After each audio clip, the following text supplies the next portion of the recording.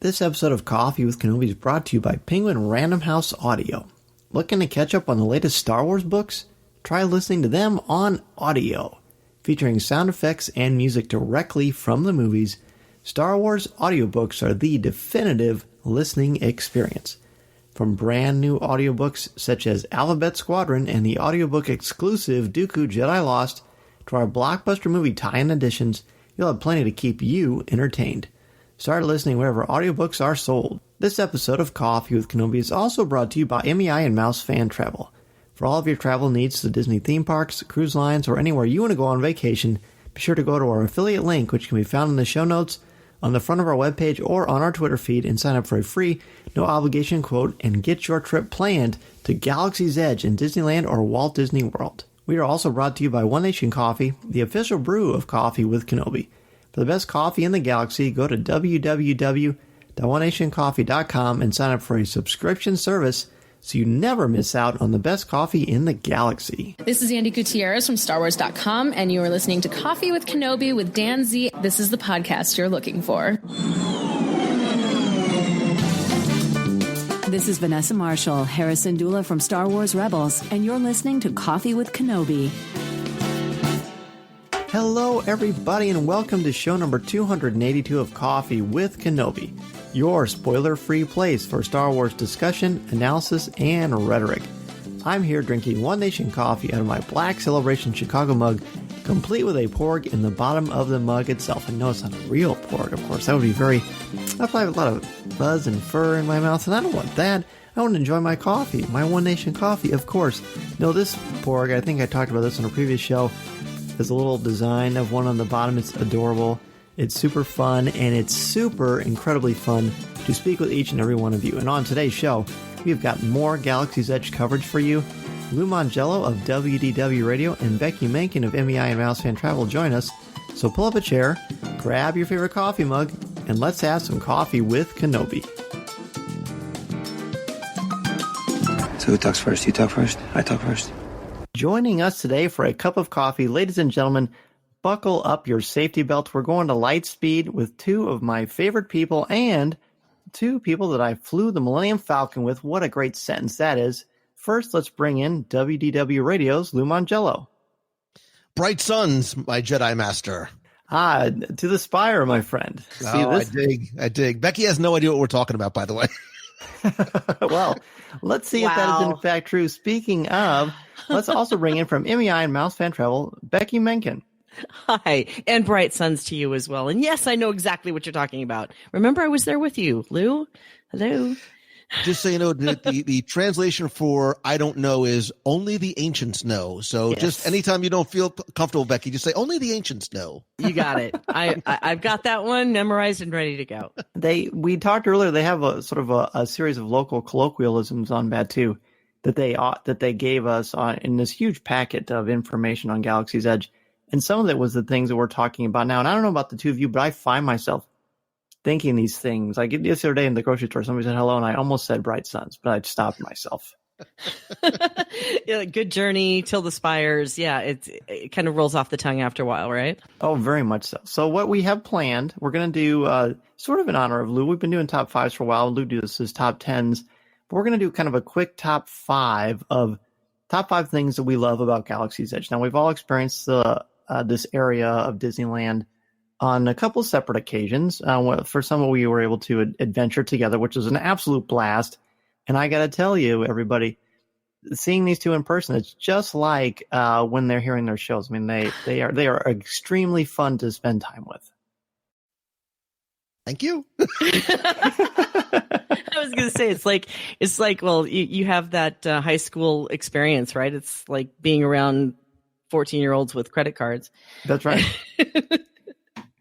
That's right. And the good news is, even though we were on Batu, no one mistaked Lou for an Ewok that I'm aware of. Darn. You should have wore that costume, Lou. You really should have wore the costume. It doesn't breathe very well, and I'm not sure if it conforms to the Disneyland guidelines. Oh, it probably doesn't. Very good point. Well, that's a good point. Well, I'll tell you what. Well, Becky, since this is your first time on the show, I'm going to have you go first. What's the first one you have on your list? The first one... really, I have to actually choose. I could probably go to 10 really fast. Sure. But I think the first thing that I found so special about being on Batuu were actually the citizens of Batuu. I loved the way that they interact with people. They are on planet. They are definitely citizens there. They have their own backstories. And I think that's what I enjoyed the most about being there at the Black Spire Outpost, was if you take the time to stop and talk with the different citizens and ask them about their backstory, you can get a lot of great information. For example, I ran across a citizen named Chris. Chris was from a village that wasn't very far from Black Spire Outpost, but it was a fishing village. And he grew up eating all of the fish that they could catch, and he got sick of eating fish, and there was no other meals that were available in the village except for fish. And so he decided to move over to Black Spire Outpost and have other delicacies that were available except for fish. He went on probably a good 10 minutes telling me about why he left his parents and left his family to move there, and that he somehow got pulled into a world of secrets. And he would be happy to tell me a few of those secrets if, of course, I could prove that I was part of the resistance. So that type of immersion into the story with the citizens of Batuu was probably one of my very favorite things. How did you prove you were a member of the resistance? You know, you would have to ask that, wouldn't you? Of course I would. Blue was going to ask it if I didn't. There's a secret gang sign. Yep. No. Oh. No, I discussed an experience that we all had together about going to talk to Civi about some of their metal scrapping. Oh, and cool. That I had left with a certain piece of metal that I found very intriguing, and that proved that I was part of the resistance. Was that when we were doing Facebook Live with Lou? Was that when this conversation took place? Because I kind of remember something like that. Oh no, this actually, when I was talking to or that might have been your Chris, go-to, the metal thing. That's good. Yeah, that actually worked. But I was, this was when I was in there on opening day. Cause remember, sure. I went in there with all these types of expectations of what I was going to experience during opening day. And, it was incredibly smooth and it was amazing. And, this conversation started spurring because I didn't have enough power for my data pad, and there was a whole nother backstory to that. But that's how I proved that I was the resistance, and I got a couple of secrets from that. Ooh, that I swore not to tell. Yeah, very good. Well, so that's my number one. Sure, we will honor that. We don't want the first order knocking on your door. That would be no good. Lou, what's the first one that you have? So that was very high on my list. The characters and the cast and the way that they integrate you into the story and creating your own story was very much a part of it. But something that I had, before I even stepped foot on off planet, I should say, and into Batuu, I had this expectation maybe that the thing that I was looking forward to most was not going to be a cantina, was not going to be an attraction, was not going to be the cast. But for me, the land itself is the best attraction in the park, right? And what I mean by that is going back to, and forgive me, I keep referring to 9-year-old Lou Mongello in 1977, imagining himself stepping foot into the Star Wars world and stepping foot onto Tatooine. That's exactly how I felt the first time I walked into the Black Spire Outpost. And I am not too, much to admit that I cried, man. Like I was overcome with emotion because this land is so incredibly rich. The level of detail and storytelling and immersion in the land. And we can almost drill down even deeper into just how immersive the land really is. But that incredible commitment to the storytelling and the detail and the design, the land has a life of its own. And when we talk about words like interactivity and immersion, there is no better place anywhere in the Disney parks. I think that it's done than here. You are no longer in Southern California. You are somewhere else. And it really is brought to life using all five senses in 360 degrees. It's not just what you see, but what you hear. You are meant to touch and interact with the land and its cast of characters. Certainly what you taste, because food is an attraction in and of through itself. And it is a place that, although the instinctive idea when you walk in might be to rush over to the cantina or rush over to the Falcon, this is a place that is meant to be enjoyed. Like, you're supposed to spend your time wandering and exploring, dare I say, even getting a little bit lost, which is an attractor to, which makes this an attraction. And to Becky's point, there is so much that is going on that's not necessarily on a map or on a schedule, whether it is the cast members, some impromptu interactions in designated areas and sometimes just around you. I found myself spending more time enjoying just wandering and looking for some of the details and the Easter eggs that abound through the land, as I was worrying about getting into a specific venue or on an attraction. Yeah, that's actually what I'm going to bring up later, so I'll kind of add more commentary on that. But I agree with you. It's really, I mean, besides we love Star Wars, but just seeing a new part of a Disney theme park, and we know how much love and care has gone into this thing for what they've been doing it for, 5 years, something like that. So we knew it was going to be Disney caliber. I mean, Disney knows how to create an experience. And my first one is the actual experience of seeing the Millennium Falcon for the first time, and the detail in this thing. I have been told there were a number of people that we had on the show that did the construction walkthrough of Disneyland, and they talked about how they came in through the entrance and they walked through and it winded around. It had it's kind of that reveal like Walt had with the weenie, where you go around the corner and there's Cinderella Castle or things like that, or Sleeping Beauty's castle, things like that. But for this, I knew it was going to be the Falcon. So when they took us in for the first time, and I was in the same group with Lou, we walked around the corner and I kept thinking, okay, I'm going to go into Batuu. I can't wait. And boom, the Falcon was there, just practically smacks you in the forehead because it was just right there. That's a reveal that most guests won't get in that fashion, because we came in through the back door. And I was just, I put my hand on my friend's shoulder, his name's James, and I kind of let out this weird gasp, like I'd been sucker punched in the best way possible, because I just didn't expect to see it like that. I was instantly taken by the size and the scope.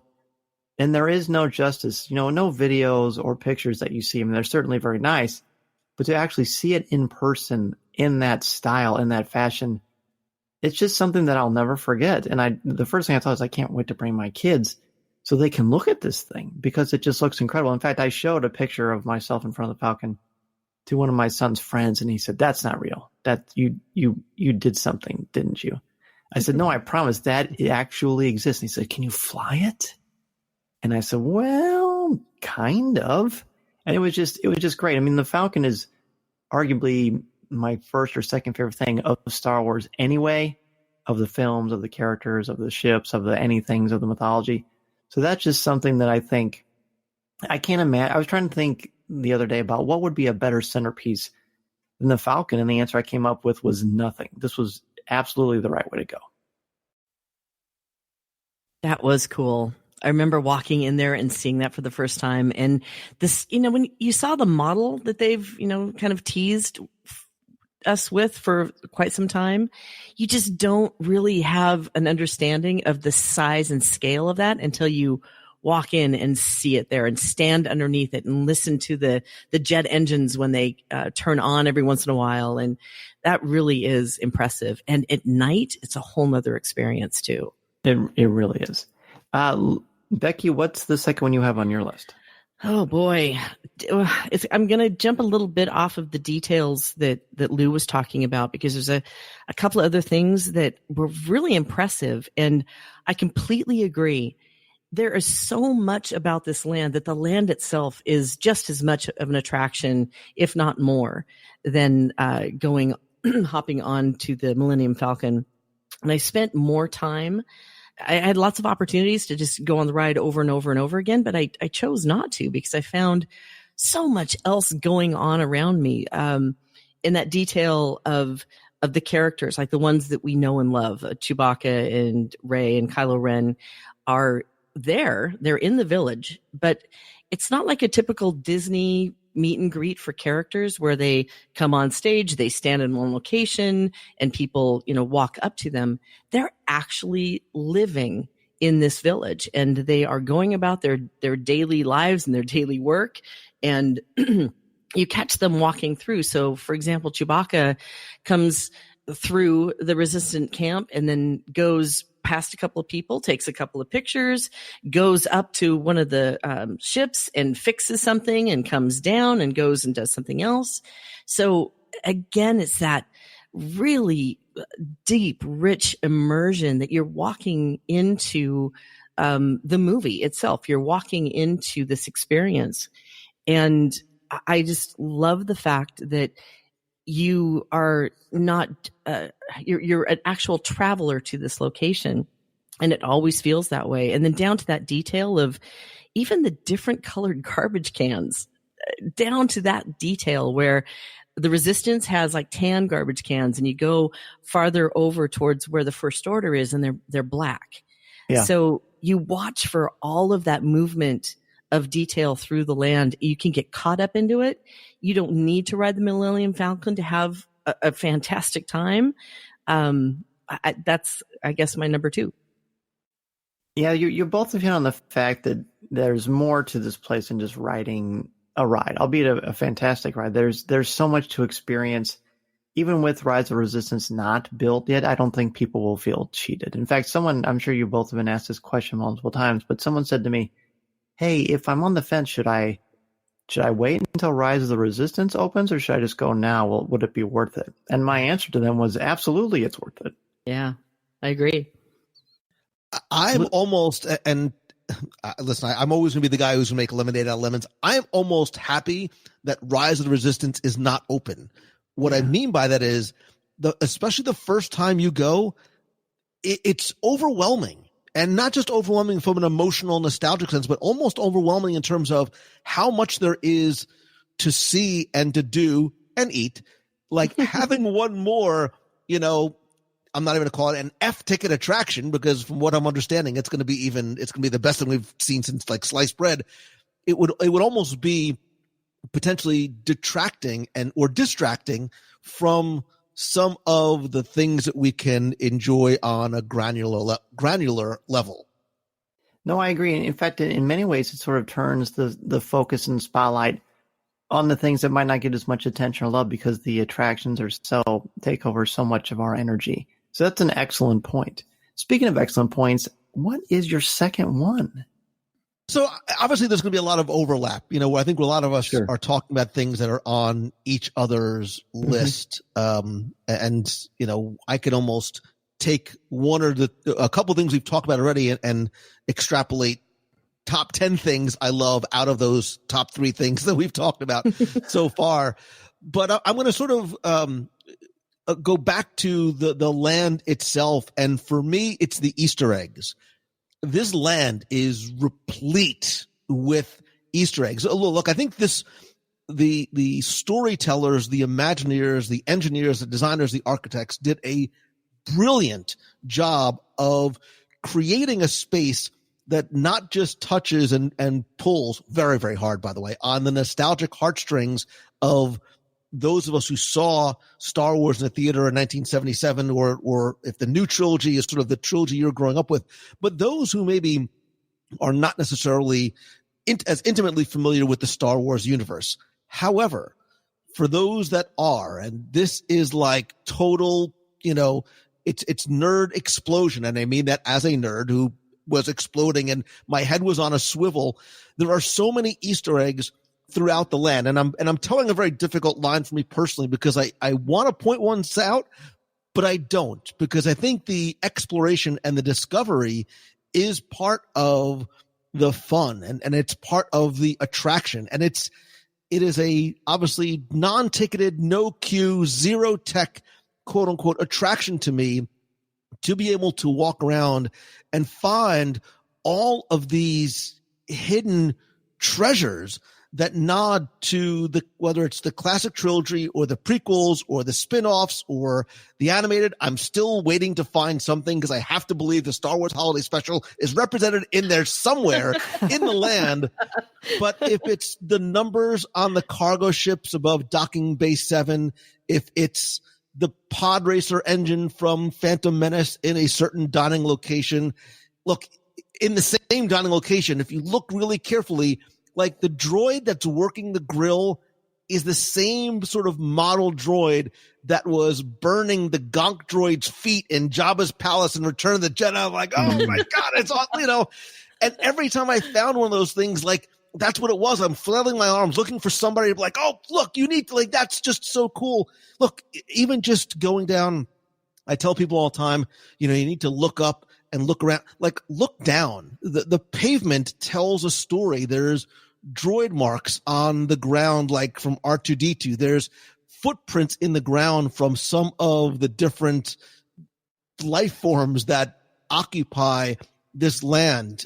Even as I was walking through the open air marketplace, which could be very much easily one of my top 10, if you go to the Toydarian Toy Maker shop, it really looks a lot like Watto from Phantom Menace. I almost did a really bad Watto impression, but I don't want you to accidentally disconnect me.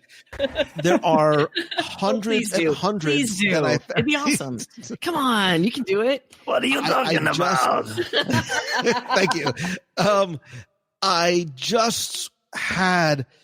I found such joy, such simple pleasure in wandering and exploring and finding those out. So I said I wasn't going to give you that many, but so there's a shop that you can go into.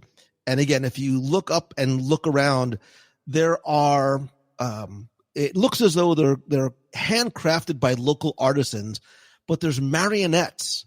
And if you look very carefully and stand at just the right angles, those marionettes look like Obi-Wan Kenobi and Darth Vader dueling at the end of A New Hope. And it was like I heard the angels sing, like I discovered something when I found it. And again, it's a tiny, tiny amount of the countless ones that are in there to satisfy fans of every trilogy and every generation.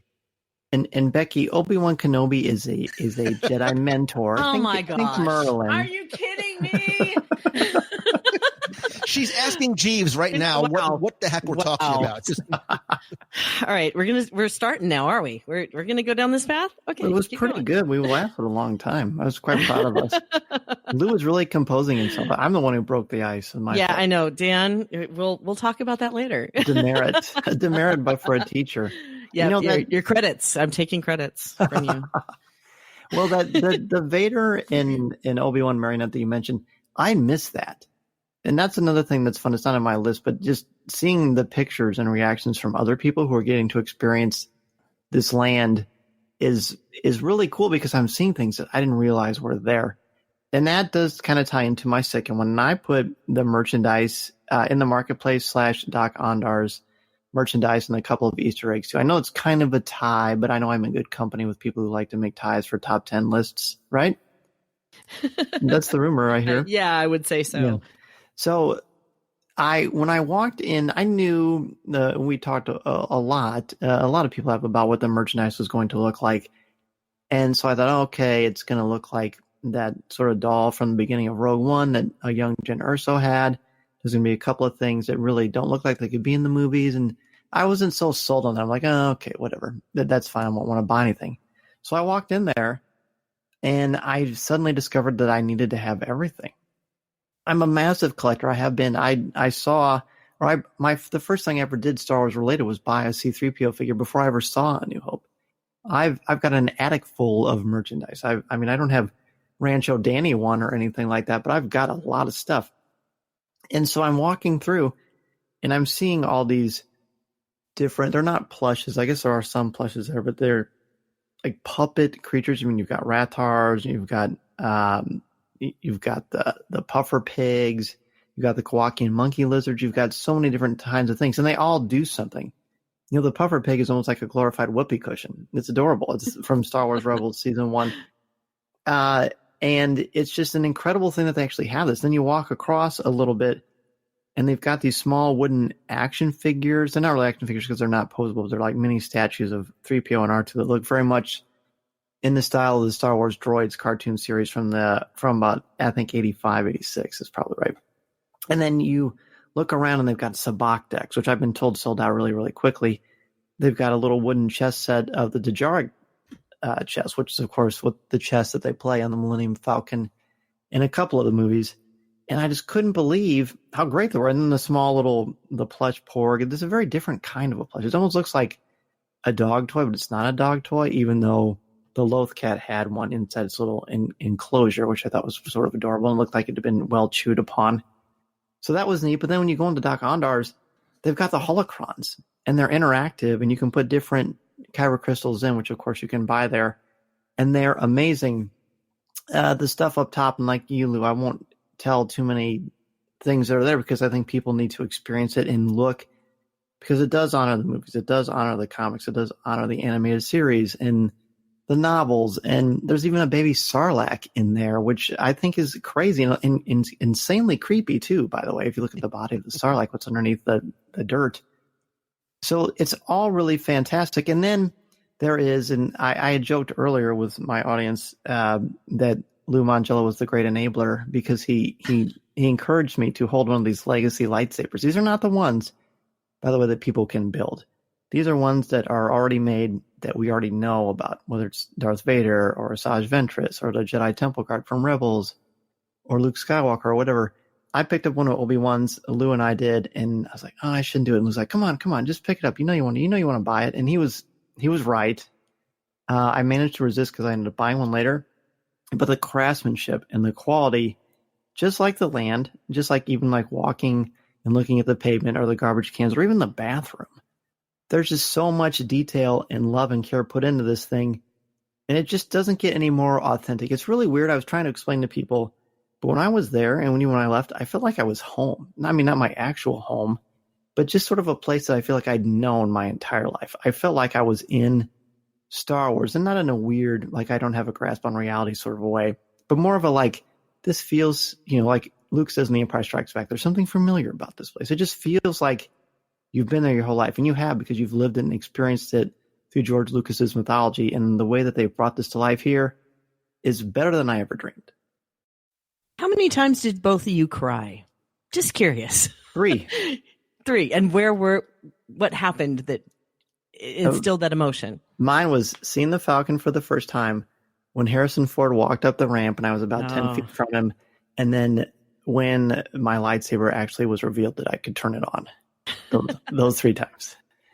And Lou, yours was when you started up your lightsaber too, that Sith saber that fit you so well. When I saw the Falcon, the first time I ate, the first time I snacked, and the second time I ate, all of those times. No, I mean, there were multiple emotional moments from seeing the Falcon to there was actually a time that I was just sort of walking, and I was really being very sort of self-aware of the privilege first and foremost of being able to be there before other guests were there for the preview. But just a sense of like you said, there was something comfortable about that place. There was something, I thought about you're gonna make me cry. I thought about my dad, like that's what we dreamed about. And it's that realization of, a 40 some odd year old dream coming true. And the appreciation for the people that made it happen. Oh yeah. There's so many memories. And what's great is we have all these family memories and experiences built into Star Wars already. And now we're going to take it this one's going to go to 11 now, right? This can take the things to a whole new level. I'll tell you what, let's take a really quick break. When we come back, we'll give our next, we've all gone through 2 on our list, and we've barely scratched the surface of Bad 2. So let's take a quick break. Come right back and finish out our list. This is Coffee with Kenobi. Greetings. This is Obi-Wan Kenobi, and you're listening to Coffee with Kenobi.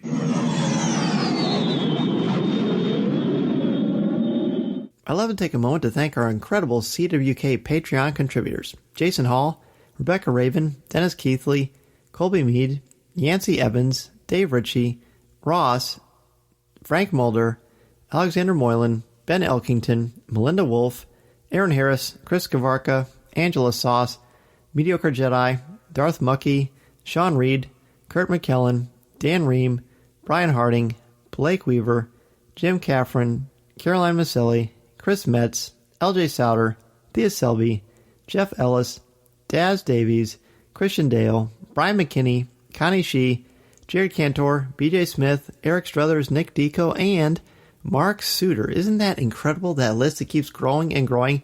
And I think it's because of the great things we are offering on our CWK Patreon page. Essentially, you provide a monthly donation, and with this donation, what we are able to do with the show is it helps with the travel, with the cost of running the website, all the equipment here in the studio, and the many, many things that go into creating and keeping Coffee with Kenobi afloat, and to borrow Jim Hill's phrase, keeping the lights on with the show.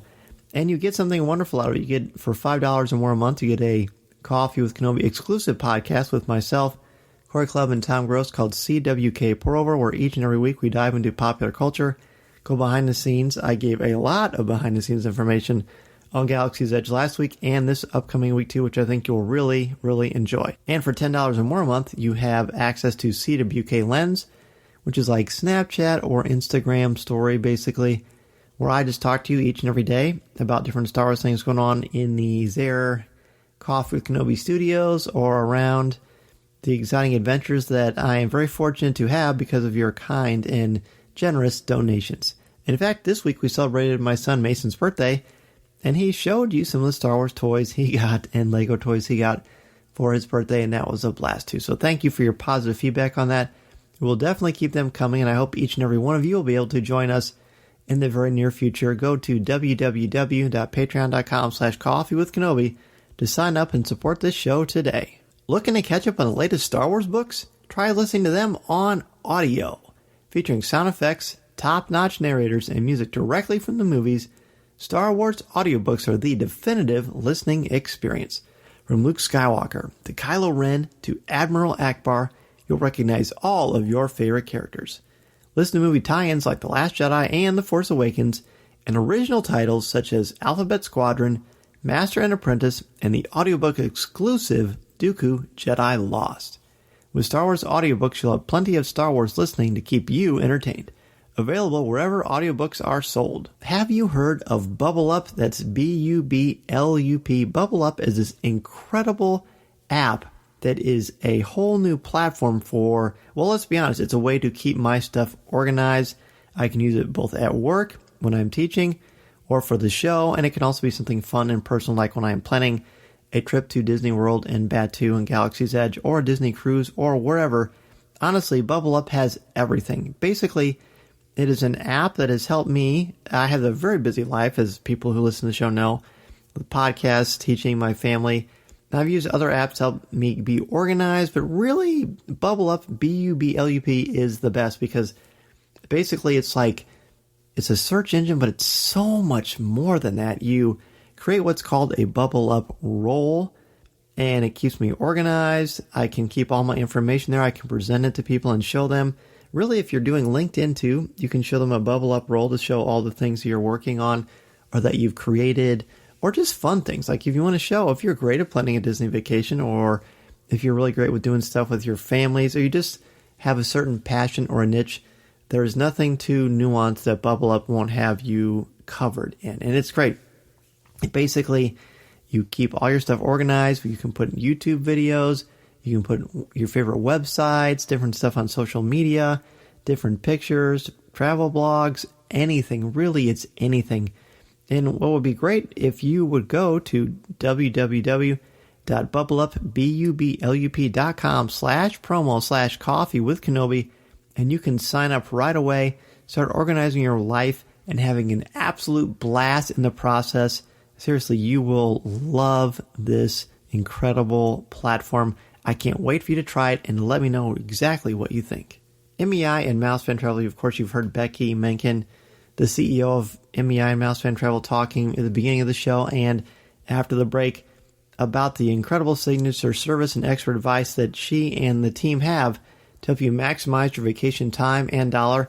Look, you get a no-cost, no-obligation quote when you use the service, and they will proactively help adjust a booking if the rate goes down. They can help your family with everything Disney theme parks and the cruise lines have to offer, help plan every detail, and can share invaluable tips. Be sure to go to our affiliate link, which can be found in the show notes on the front of our webpage or on our Twitter feed, and sign up for a free, no-obligation quote. If you grew up wanting to know how to tap into the Force, then check out this great new book from author and lifelong Princess Leia wannabe, Sarah Bowen. It's titled Spiritual Rebel, and it's full of creative ways to reach out and feel the Force around us. Mining the world's philosophical, scientific, and wisdom traditions, Spiritual Rebel draws from ancient masters and modern Star Wars inspiration to offer a 3-week program designed to inspire that Force within you. Sarah also divulges juicy tidbits from her own spiritually rebellious journey, including challenges with her birth religion, descent to addiction, and recovery into a life where everything can be sacred, even including the wisdom of Yoda or meditating with her cat. Ask for Spiritual Rebel at your local bookstore or order on Amazon, Barnes & Noble, or your favorite online retailer anywhere in the galaxy. For more on the book, and as a special bonus for CWK fans, go to spiritual-rebel.com/CWK. That's spiritual-rebel.com/CWK. All right, listen to this. Did you know the average guy will spend 3,000 hours of his lifetime shaving? So that's a lot, right? But you're not going to want to waste 4 months of your life overpaying for poor performing razors. You need to get Harry's, a razor that is so sharp you can shave less often and will save you money, just $2 a blade. What I love about Harry's is the closeness of the shave, the nice smooth glide. The low price is something I just can't find anywhere else, which is why I love it. And it's just great and dependable. I know when my blades are running low that I'll have Harry's right there ready for me. I don't have to leave my house and go pick up anything because Harry's sends it right to your door. It's great. Join the 10 million who have tried Harry's. Claim your special offer by going to harrys.com/CWK family. Harry's razors founders were two regular guys tired of getting ripped off and paying for overpriced gimmicks. Vibrating heads, flex balls, handles look like a prop in a sci-fi movie. You've heard of those, right? Sci-fi movies? They're pretty good. They're just some of the tactics the leading brand has used to overcharge us for years. Harry's makes quality, durable blades at a fair price, just $2 per blade. And to keep the price low, they've cut out the middleman. They bought a world-class blade factory in Germany that is making some of the best razors in the world for 99 years. And now they can provide great quality at factory direct prices. You have a 100% quality guarantee. It doesn't get much higher than that. And if you don't love your shave, let them know and they will give you a full refund. Get a trial set that comes with everything you need for a close, comfortable shave. A weighted ergonomic handle for an easy grip, 5-blade razor with a lubricating strip and trimmer blade for a close shave, rich lathering shave gel that will keep you smelling great, and a travel blade cover to keep you razor dry and easy on the go.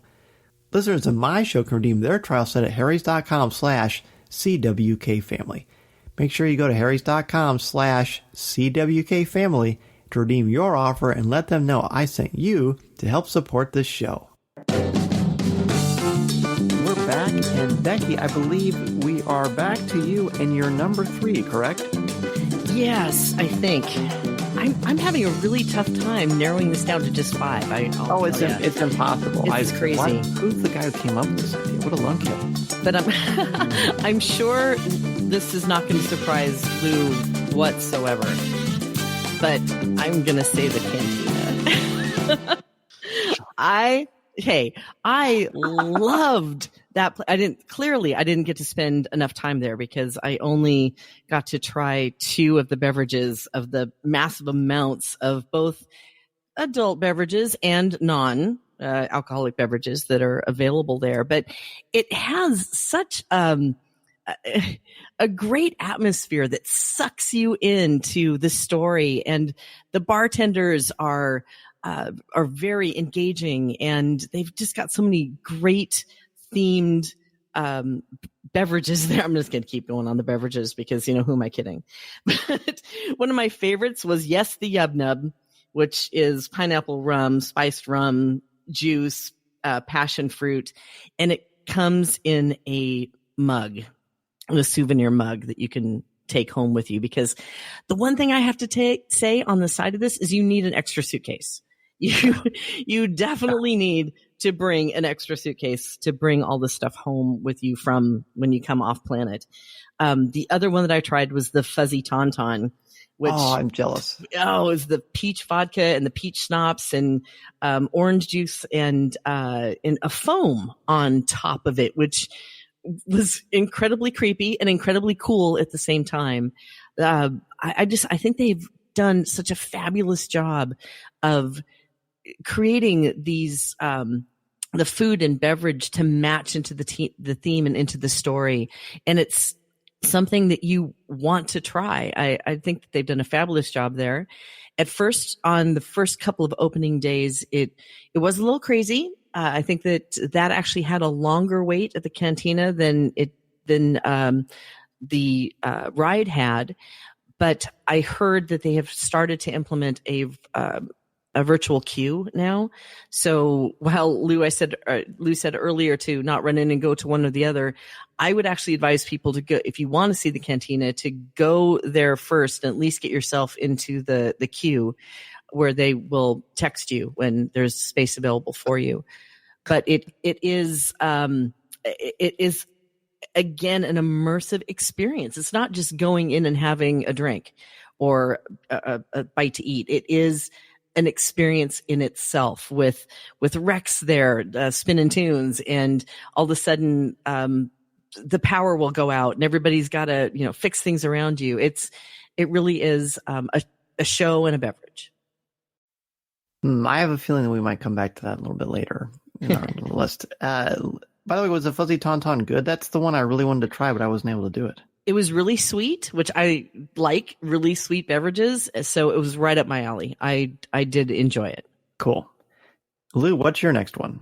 I was just laughing, maybe a little bit louder than I intended to, that Becky's first tip is, when you get to Galaxy's Edge, go right to the bar. Go to the bar. Don't look anywhere else. Just make a beeline. So that you don't miss out. Because again, the wait was like 2 hours. When you have a 4-hour window and it's a 2-hour wait, you got to go there and at least get into the queue. I think you posted that there are more people that were trying to get in the cantina than were trying to get on the Falcon. Is that correct?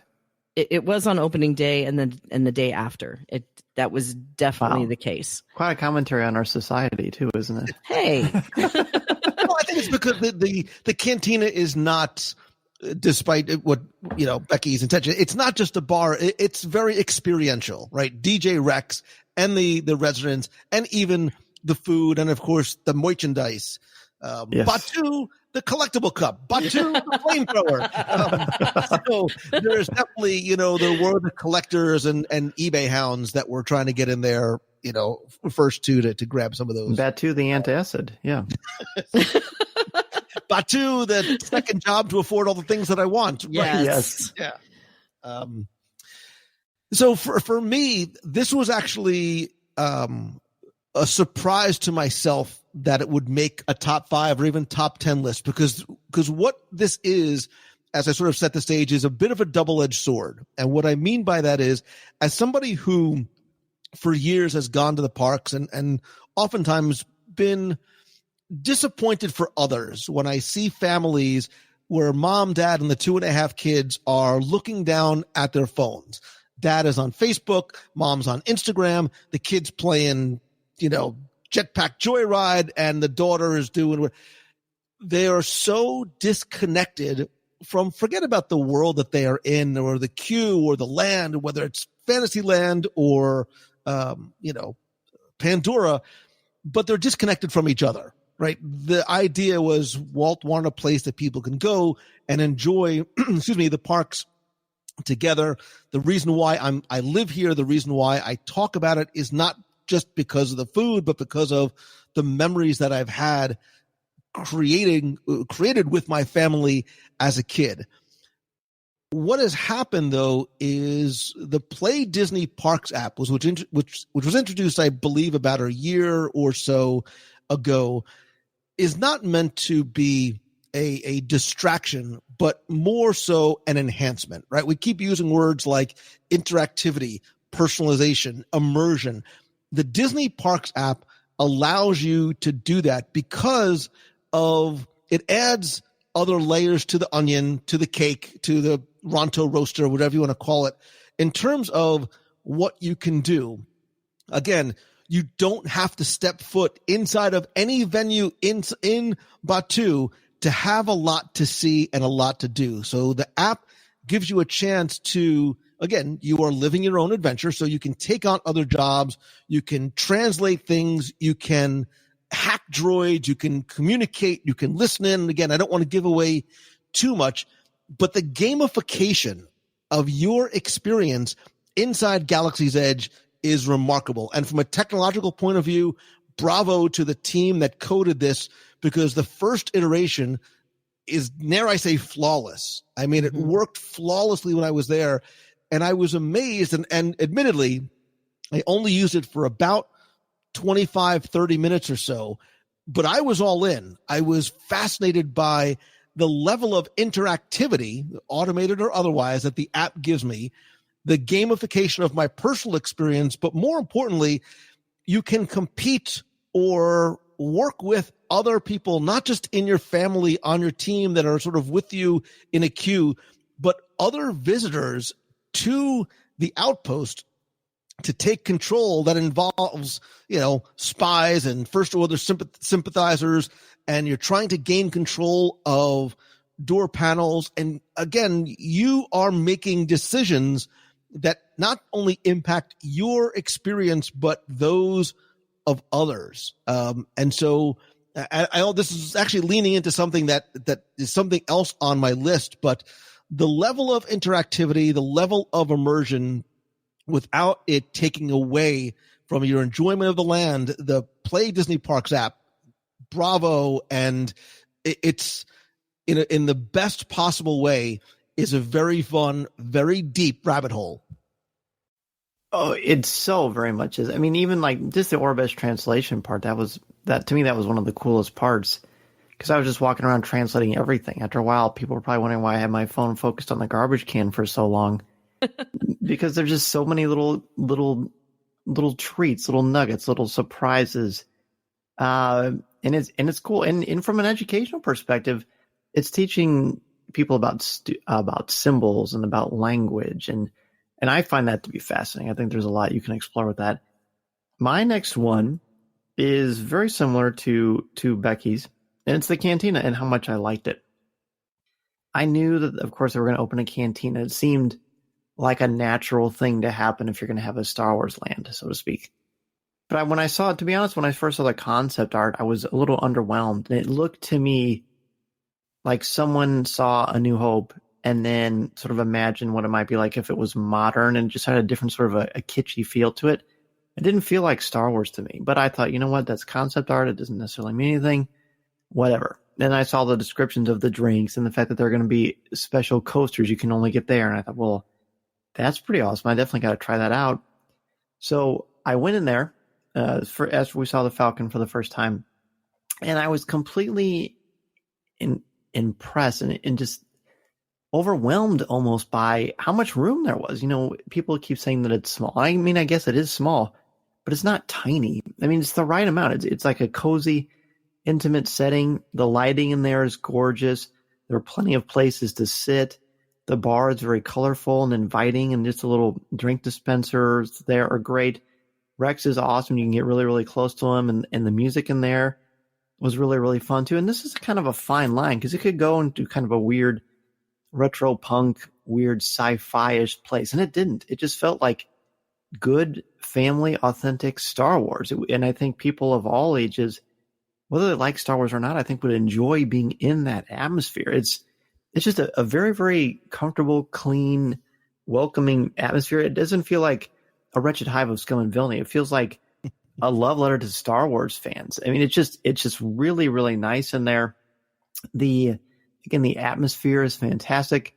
There are a lot of great little things on the walls. Having read Thrawn Alliances, I knew that Vader and Grand Admiral Thrawn and Anakin Skywalker, before he was Vader, were inside the cantina, in canon, in story. So it was kind of fun to walk around and see if I could find evidence of them being there. And there's some stuff there that people are going to be really quite impressed with. It is It's a great place. In fact, I was telling my wife about it, and she's like, "Wow, that sounds like something even I would like." Because she's not necessarily the biggest Star Wars fan ever, but fortunately, she's a Dan Z fan, so that certainly helps a lot. Who isn't, really, honestly? There's the soundbite I'm going to keep. Good deal. So Becky, back to your fourth one. I've been sitting here weighing out 3 others, so I have to. I've got to throw one away between. I got 4 and 5, and I'm sure number 6 will somehow weasel. I'll let you have in. an honorable mention if you like. Awesome. Since you've been so nice and pleasant. Oh, thank you. Sure. I'm going to go with an overall arching umbrella over merchandise, meaning that it's not just your typical merchandise. It is an experience too.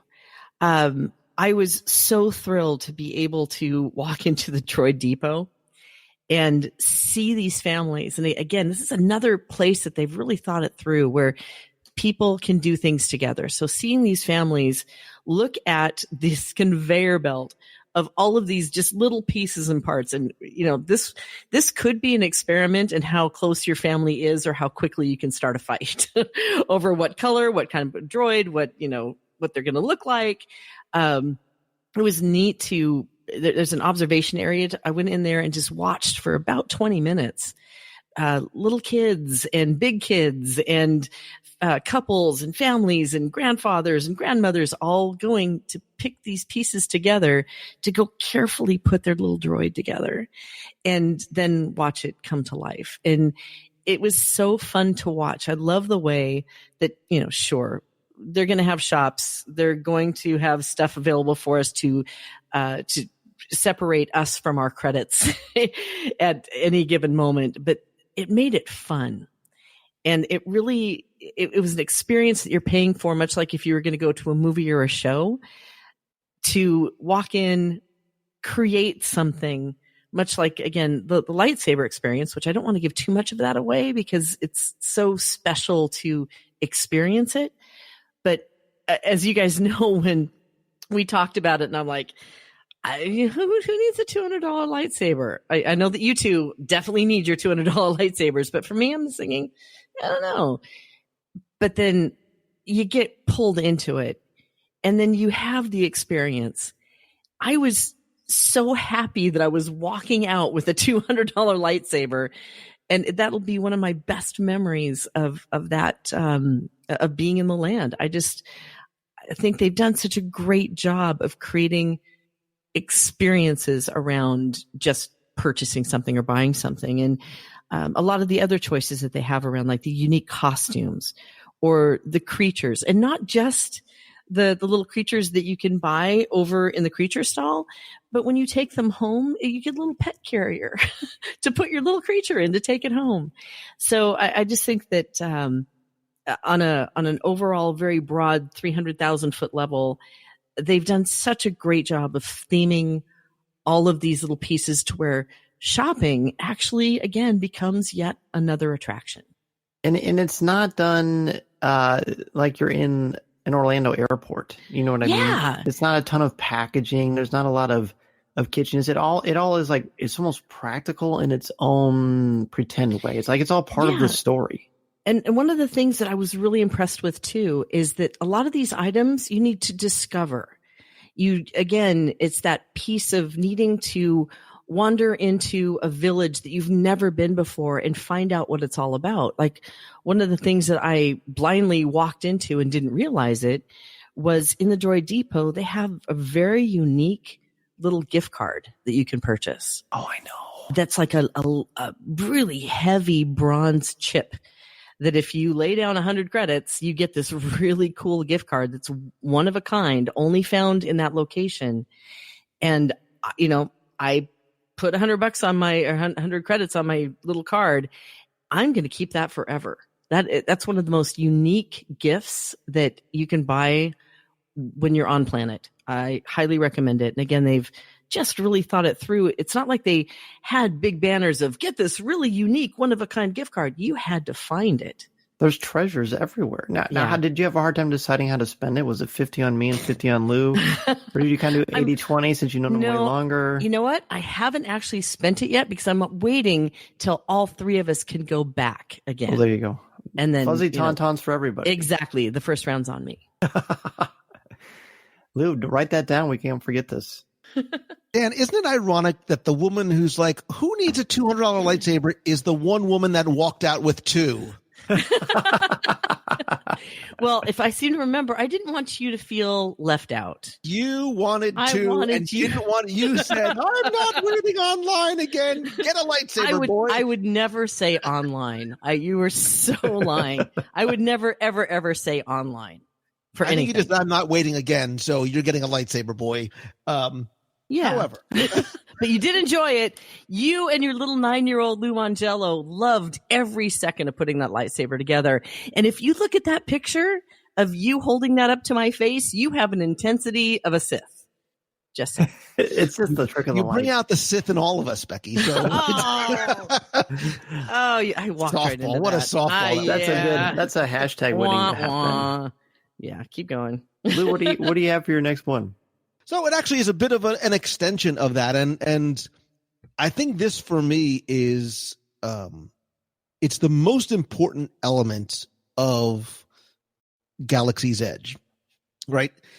And I'm trying to figure out how to articulate it appropriately and really sort of convey just how important it is. So you brought up Savi's workshop, and it really should be called the lightsaber experience. And I know that word is being used over and over again, almost maybe to a fault, but it is. These are everything is so meant to be experiential, from what you buy to where you buy it to who you interact with, even how and where you get your food. Savi's workshop, I am not going to talk about anything about it because it is so personal to you. And that's the next one for me on the list, is that it's our story, right? I'm starting to see online, and this is not to take away or specifically mention anybody, I don't think that you can create or should create the ultimate guide to Galaxy's Edge or everything you need to know. You can't. And the reason why is because you play a very specific, unique role in this land. This is about you creating your own story. That is not a marketing tagline. It is very deliberate and intentional in all of the way it's designed, the interactions that you have, the way you even purchase merchandise, the way you customize a lot of merchandise, a lot. And again, I don't want to give more away than I should, but you can enhance your own experience by the choices that you make. I don't just mean the choice you make, a choice you might make in Smuggler's Run, or the color of the Kyber crystal you choose, or how many, different desserts you get at the docking bay.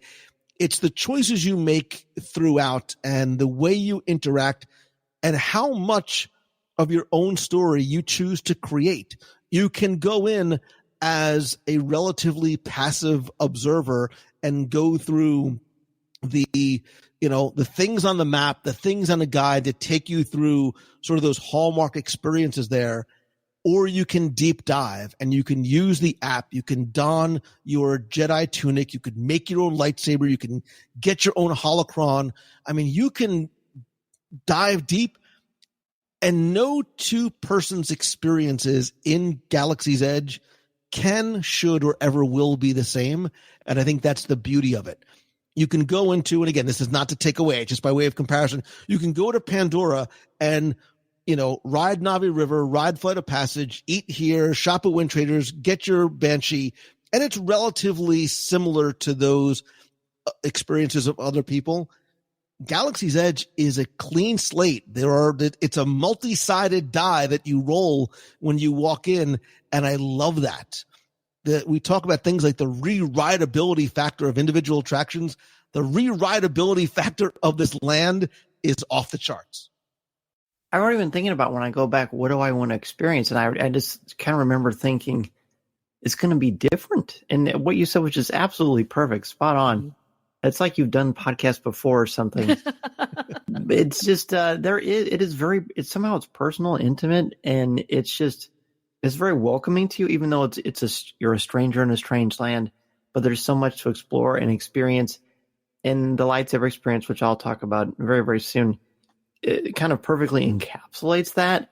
But because of the different cast members and sort of the different things you can do in the times of day that you do them, and how you might very well find something different, no two people will have the same kind of an encounter, because that's how it's designed. I mean, it makes it feel much more like you're living in that Star Wars universe, which is my next one. The energy and the oxygen in this land. Now it doesn't feel like Disneyland at all. I mean, we're right by the Mark Twain, and we're right by other areas, right by Critter Country, right by Frontierland. But I didn't feel like I was there. I felt like I was like in a Star Wars zone. We've been to celebrations, we've been to Comic-Cons, we've been to different Star Wars experiences. There have been a lot of amazing things that a lot of us have gotten to see and do and just sort of enjoy. But here you've got all five senses engaged, and it doesn't feel like a corporate machine has created a Star Wars area because they want to make money. It feels like it's done by Star Wars fans and for Star Wars fans. And I mean that completely from the bottom of my heart. Having the good fortune to talk with Matt Martin and some of the other creatives that have been and worked on this. This is not pretend, folks. I mean, it's pretend, but it's not. Like, this is real Star Wars. No one's going to walk in there and say, psh, they don't know what they're talking about. That's not going to happen. I mean, this is fully, authentically Star Wars in ways I never thought I would see, besides in my mind's eye. I mean, I made sure to take some time, on the day before it opened, there were a number of us that got to go around and do some videos and do some different things. So I made sure to walk where there was no one, so I could just listen and I could hear sound effects, whether it would be, different beasts or different sounds of the crowd or ships taking off or just little ambient noise and music. And I just remember thinking, boy, I mean, Disney, of course, has been doing this for a while, but it just takes it to a place I didn't expect, because they haven't forgotten about all the little things that make Star Wars Star Wars. And I hadn't even talked about the John Williams theme, which I don't remember. Do either of you remember hearing that besides at the ribbon cutting? From what I understand, some of the music was turned off because of a lot of the live shots and stuff that were going on in the parks. I did hear a little bit of music, but not as much as I think guests will hear as they wander through now that it's open. Okay, that makes sense. That makes sense. On opening day, I don't remember really hearing too much. That's because you were in the cantina on your 15th fuzzy tauntaun. No, I was in hands for everybody. You were the one who was on the bar. Yeah. No. Here's a visual. I hate both of you. All right, keep going. Fine. No, I heard a lot of the jet engines turning off and on, and when you're down there listening to the stormtroopers engage with people, I don't remember hearing music. I really don't. No, and it also might It's probably good. Kind of read what section of Batu that you're on too. True. Yeah. Okay, so your last one. All right, I have two honorable mentions really fast. Okay. No problem. the first we can do a quick round of honorable mentions after we're done with our last one if you want to. Okay. Yeah. Or I can just throw one out right now for the fun of it, because it kind of ties in what you were just talking about. Sure. I love the fact in Disneyland that when you get onto Batu, onto planet, the line of sight, you don't see anything else. You don't. Which is amazing given the limited space that they had to work with at Disneyland. I remember looking around me and I didn't see anything else except for the planet, which is a feat. The designers, what they've done in that land in terms of the sight line is extraordinary. So there's one honorable mention.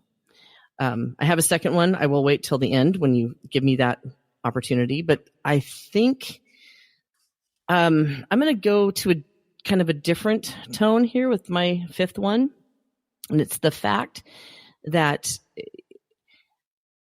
the challenge that Disney had when opening this land was immense. And I think all of us were trying to wrap our brains around how the heck are they going to manage the people? How are they going to manage the interest? How are they going to manage the moving parts of this day? And for the media event, it's a little bit different because it is very controlled. And I was very envious of both of you being able to go in there and just kind of have free range with free reign with nobody around. Both of you did some great videos and some great shots of it being absolutely clear of any human body. And that was fantastic. But on opening day itself, the level of organization that would have had to go in this. And I think a lot of us had heard the naysayers with it's going to be 250,000 people all trying to get to the park at the same time. It's going to be mayhem, so stay away. I was so impressed by how they handled opening day. At the very beginning, before the gates opened, there was quite a lineup out in the Esplanade.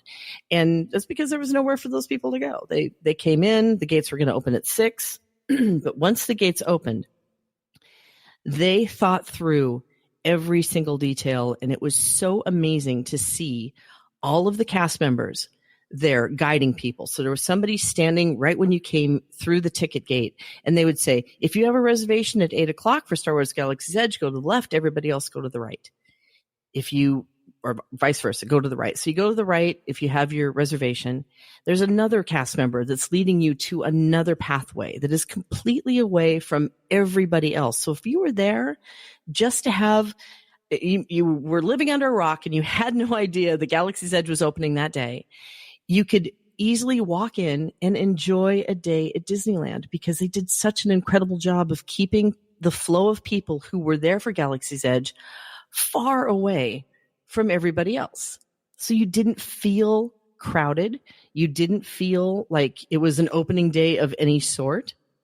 They really did a great job of keeping the crazy away and to the side so that it wasn't impacting the regular day guests that were there. The only place that I ever saw or felt a line was for the specialty merchandise, and they spread that out. So if you wanted to get the in-season merchandise, you could get that at the World of Disney. If you wanted dated merchandise, you could get that at the Emporium. If you wanted the special merchandise, they had that at Launch Bay. So they had such a great way of separating it so there wasn't a huge crowd at any one time, for the exception of when you were there for your reservation in the morning. They would hold you at a certain place and then walk everybody over.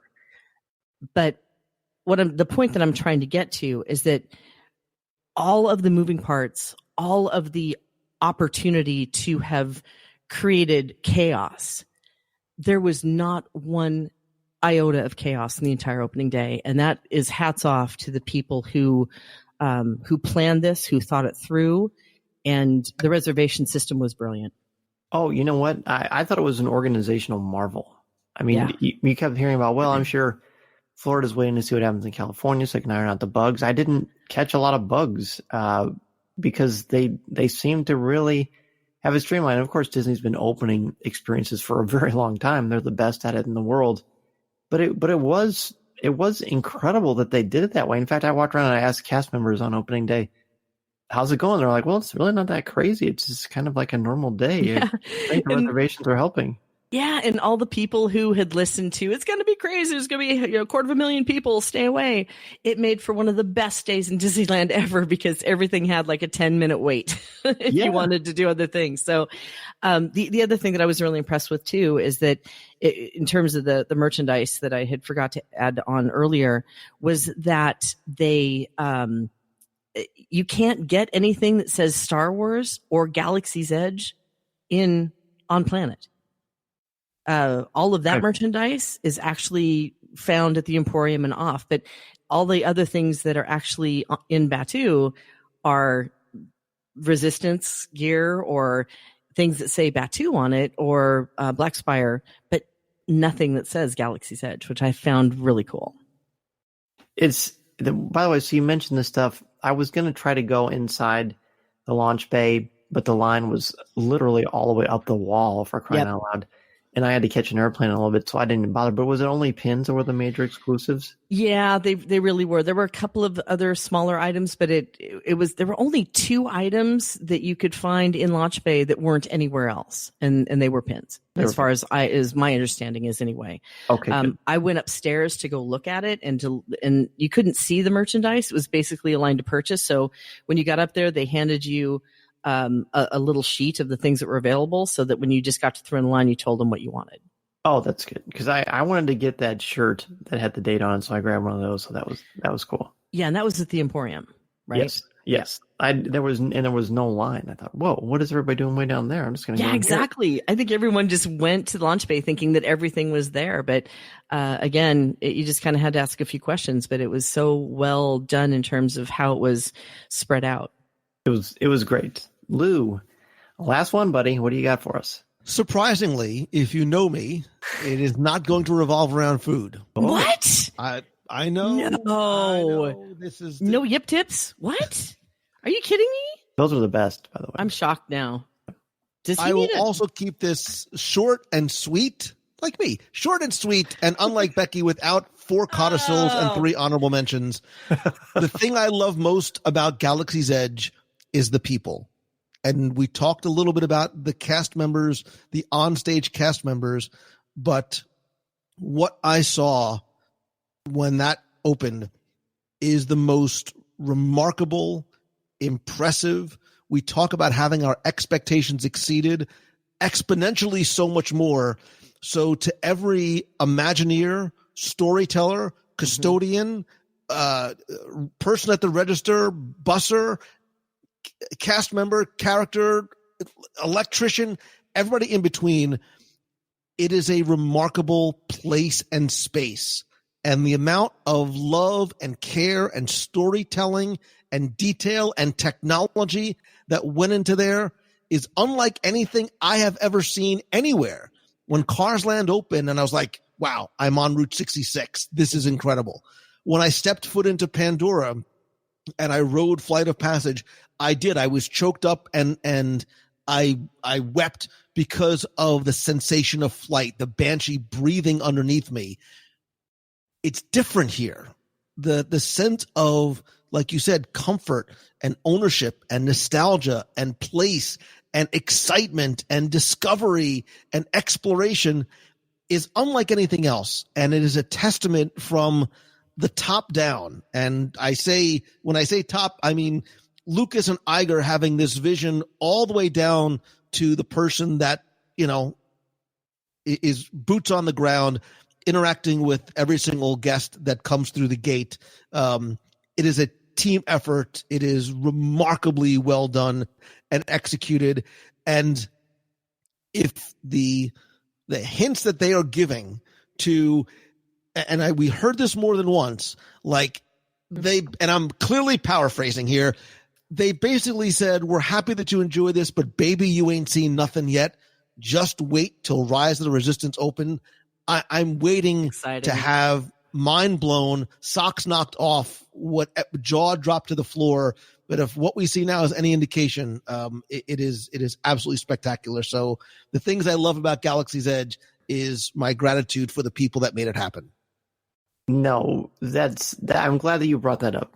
Because very well said, because you could tell, everybody was there on site and they were just as excited as we were. It's almost like they were watching all their kids come down to open up the presents on Christmas Day. And they were just as excited. They were like living vicariously through us, and they knew what they experienced, what they thought when they crafted this. But to see so many excited people who love Star Wars, who love the theme parks, who just like having a good time with their friends and family, they got to experience that through us. And what a cool thing. Speaking of cool things, my last one is, before we went, I had said there were 3 things I was most excited about: seeing and experiencing the Falcon, walking around the land and just experiencing what Disney did, and then building a lightsaber. So throughout our little journey of our media event, which I am glad you brought up, Lou, because we're very fortunate that we get to do this. It's something that we don't take lightly. We're very appreciative and grateful, and we're big fans, and we're happy to bring this to each and every one of you. And it's exciting to be able to share these stories, man. I mean, even like when we're all talking now, I'm thinking of, I could have talked about this. I could have talked about that. I could have talked about this. If only there was another way we could talk about this, maybe a different podcast. Well, maybe someday, who knows? But I tried to tell myself, well, I guess I don't really need to build a lightsaber. And I've got master replica lightsabers.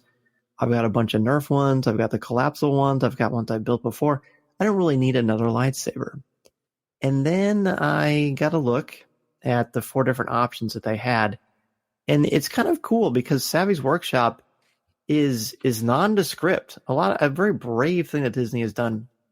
When you get off the Smuggler's Run, there isn't a gift shop. When you're walking around, there are places you can buy things, but they're not giant signs or neon or arrows or windows for people to browse the merchandise. It's just kind of there. Take it or leave it. It's right there for you if you want it. And there's this nondescript building, and that's where you're going to build a lightsaber. It's almost like it very much is an experience. You go in there, you talk to them, they give you some options, they give you a cool little pin that when you go inside it tells everyone which lightsaber you're going to try to build, and then the experience starts. And they didn't want us to do any video, and I didn't. And I'm like both of you, I'm not going to spoil the things that happen inside there because it's like a good 20-minute experience. It legitimately is an experience. And the great thing about it is, like when you go to, remember the old Earthquake attraction, Universal Studios, where they would pick different people to be a part of the show. Or, when Ollivander's first opened at Universal Wizarding World, and a couple people, or just one person will get a wand. Amazing. People loved it. People didn't really think twice about it. It was quite a blessing. When you're on Star Tours, you get to be the Rebel Spy. One person gets to be the Rebel Spy. When you go into Savvy's, everybody is a Padawan, is a burgeoning Jedi Knight. And they talk about the history and the legacy and the way that this presentation is done. Music is a part of it, and the lighting. And it's theatrical, but it's not over the top theatrical. It's just very much, it's just a real experience. And, we all love lightsabers. And, you get to choose. There's a moment where you get to pick your kyber crystal. And it was you just felt like you were doing something special. I mean, in reality, you're just picking a little piece of plastic out that has a light inside of it. So what, right? But no, it's so much more than that. It's like, it's just this weird emotional experience that you feel like you're a kid, but you also feel like it's okay to be an adult that loves this too, which I think is a master stroke of storytelling, of theme parks, of experiences.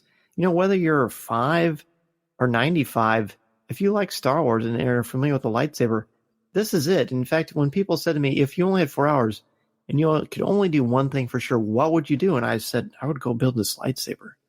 It was the best. And at the end, the way it's revealed to you that you actually have a functioning lightsaber, that's where I lost it. I looked over at you guys and to Clayton, and I just thought, I can't believe this is happening. I mean, I've turned on lightsabers a million times, but nothing like this. And Lou, you talked about sort of it's personal for people, and they get their own experience. This lightsaber you construct is your own, and you get to design it and create it, and you pick the color, and you just feel like you're a part of the Star Wars universe in a way that I didn't expect was even a possibility or something that I knew that I wanted.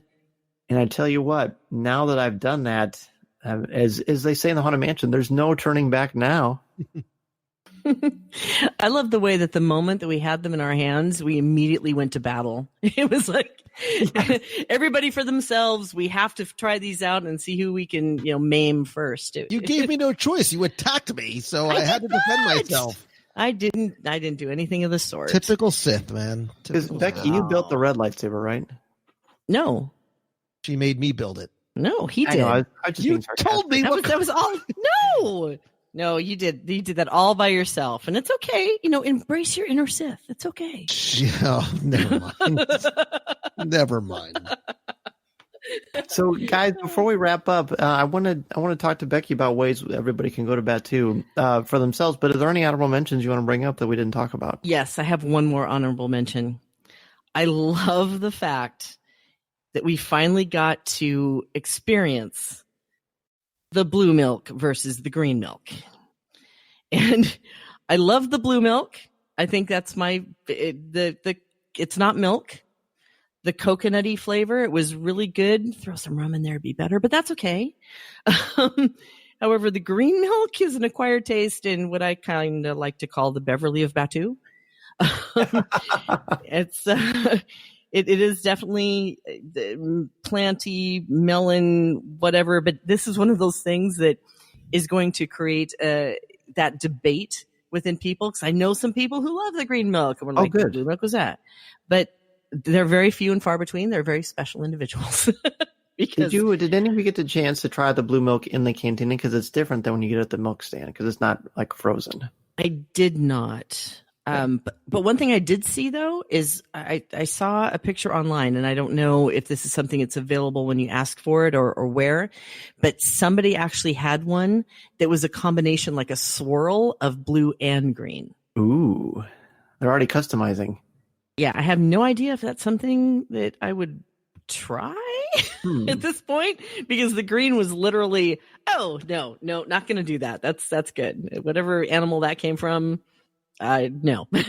A siren from The Last Jedi, and yeah. Yeah, no. Yeah, thank you. Thanks for pulling that together. But no, I'm good.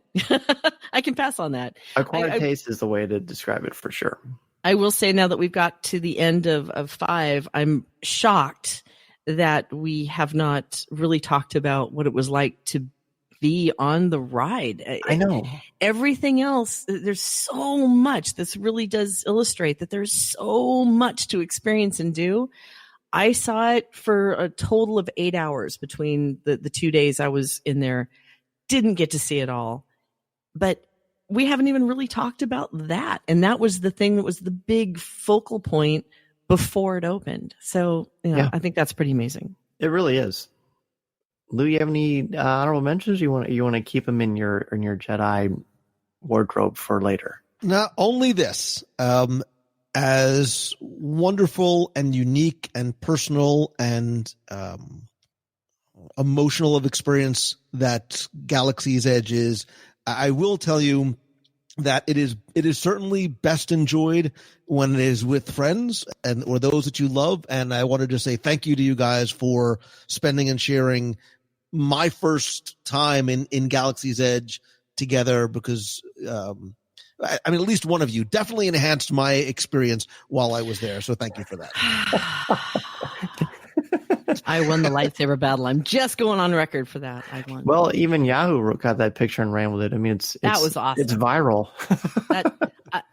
That memory of the three of us walking out with our new toys and going to battle and taking those pictures is going to be a memory that I'm going to hold on to for a long core time. Memory. We were like little kids.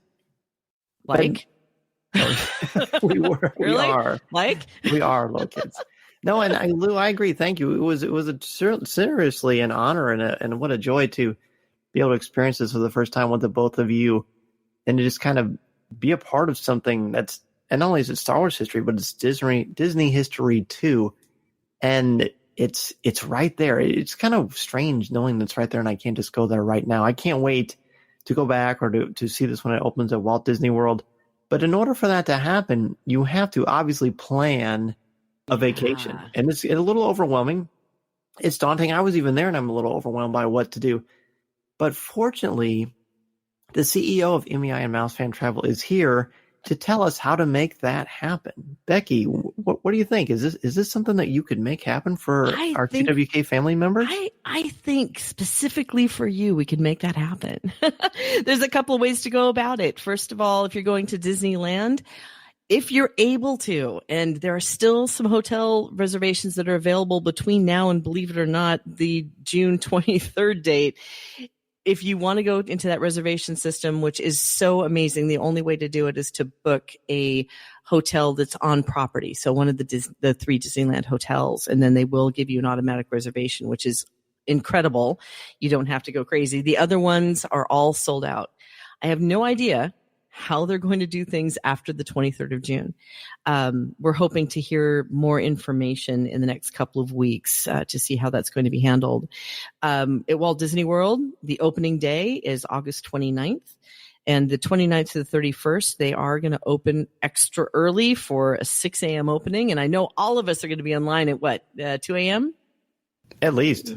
at least. and then after that, from September 1st to November 2nd, they're going to have extra magic hours from 6 a.m. to 9 a.m. So those who qualify for extra magic hours will have access to the land before other visitors, which is a benefit of staying on property at the Walt Disney World Resort. And we can help you. We can help you with those bookings. We can help you with the strategies. We're kind of keeping our finger on the pulse of the changes and how to get in and the best ways to go about it. So you can talk with our travel professionals at mousefantravel.com. Put in a quote request. We will call you or email you, whatever's most convenient for you, to help you design your experience at either the locations at Disneyland or Disney World. Our services are free. We will help you. We will guide you. We will help you with itineraries, with those little special extras. And it's no charge to you. Disney actually pays us to help you with your vacations. So you get all the experience and you get all of the access and you get this wonderful help from us, which, by the way, 2020 releases on June 18th. So if you're ready for planning your trip to Batuu or to Disneyland or to Walt Disney World Resort or any of the Disney destinations, we're available to help you. So here's the question that I get, and I'm sure you get this a lot too. People say, okay, well, I've been to Disney before, or I haven't been to Disney before.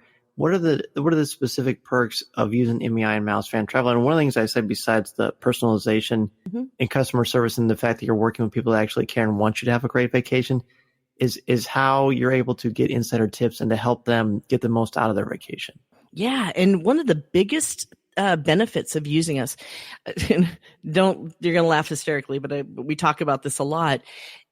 It's good to have somebody in your corner who has your back. So if something does go wrong, if you've missed a flight, if there's a problem with your vacation, if something goes wrong, you've got somebody in your corner to help you. We are a platinum level earmarked agency with Disney, and we are able to work with our partners to help if something goes wrong. So we always talk about it as we're like a stewardess in a way, or a flight attendant. If something goes horribly wrong, that's when you're really going to need us. But otherwise, we're there to just help you along. But one of the biggest benefits is if you book something with us and Disney comes out with another offer that might impact your reservation, we will proactively apply that offer and then call you and say, hey, guess what? I just saved you $800 on your vacation because we've applied this offer that just came out today. And if you've booked direct, Disney's not going to call you and tell you that. And if you want to call to try to apply that offer yourself, you might be on hold for 3 or 4 hours. We can also help with time, because time is money to all of us, and time is our most precious commodity, right? So we'll do that research. We can go in and help you to figure out what's the best hotel to stay at. What is the best experience to have? What's the best ticket to have? What's the best way to get from the airport to the hotel? We know all of the options, so you don't have to spend the time researching that. So there's a lot of benefits of using a travel professional to help you, especially when it's at no extra charge to you. Time is that time, the gift of time that you're able to give, helping to save people money and help them to feel that comfort and security so they can go to Batuu and Disneyland or Walt Disney World or the cruises or anywhere they want to go on their vacation is tremendous. And of course, we've got our CWK affiliate link where you can do just that. But besides that, and thank you for sharing that with us, I have a feeling we'll be talking about this quite a bit in the future. But besides that, where else can people reach out to you if they want to ask you a question or just say hello? Oh, wow. They can find, obviously, we're on all the socials with MEI and Mouse Fan Travel. Me personally, I am always open to hearing from clients. You can find me on Facebook, Instagram, and Twitter at Becky Mahnken, which is at BECIMAHNKEN. So feel free to reach out directly to me if you have any questions. If you do have a quote request, or if you have something that you would like to explore a little bit more in your vacation, I'll put you in touch with one of our vacation planners, and we'd be thrilled to help you or to answer any questions you may have. I love it. And speaking of love and joy and all things good in the world, Mr. Mongello, where can people reach out to you if they want to ask you a question or just say hello? So you can find my show and everything I do over at wdwradio.com, and I am at Lou Mongello on the Twitter and the Insta and Facebook, LinkedIn, Friendster, CompuServe, Prodigy, really all the up-and-coming new social networks as well. Wow. And of course, each and every week on WDW Radio. Yes. It's a thing. It's a thing, ladies and gentlemen. It's a pretty good thing. Well, listen. Don't listen hungry. That's the only thing. If you listen hungry, you're in trouble. You better get ready to have DoorDash deliver something because it's all about food. When the last time I was on your show, we were talking about food, and you couldn't hear this because I muted my mic, but my stomach was growling. Legitimately. Hey, I think everyone, as I said at the top of the show, I joked when I was around how goofy these two are, but in the best way possible. We have so much fun together. It's a pleasure to call you colleagues and friends and experience this with you. I can't thank you both enough for being on Coffee with Kenobi again. Such a sincere delight and a pleasure. Thank you both so very much. Still aspires. Thank you so much for having me, man. I really appreciate you and all that you do, and may the Schwartz be with you. Thanks for having us. Listening to Coffee with Kenobi, you are the podcast you're looking for. This is